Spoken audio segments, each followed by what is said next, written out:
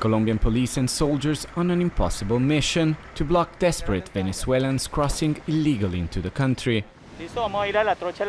Formal entry points have been closed for months to stem the spread of coronavirus, but clandestine trails are everywhere.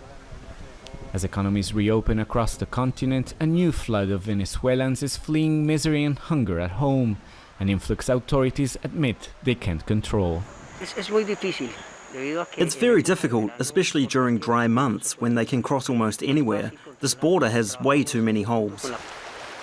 5,000 migrants entered Colombia in just 10 days, many paying the little they had left to criminal gangs who profit from smuggling gasoline, drugs and people on the trails. The PELAEZ family had returned to Venezuela at the height of the pandemic. Now they're trying to make it back to Colombia's capital to look for work and food.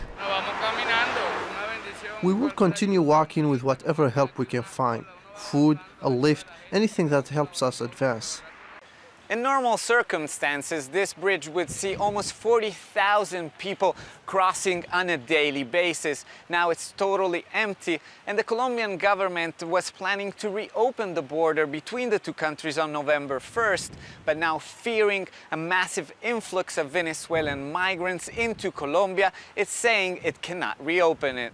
The conditions are not in place to reopen and address the migration crisis. It could be the most critical phase of the past 5 years, and we must assess our capacity to attend them, especially when we already have 2 million Venezuelans in the country.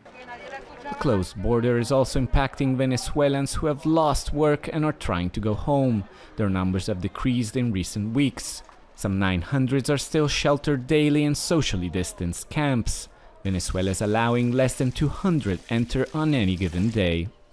The UN Refugee Agency says migrants are facing even worse humanitarian conditions than before the pandemic. We need to respond to the reality on the ground. It would be an error not to address these growing needs. We are working with the government to generate that response.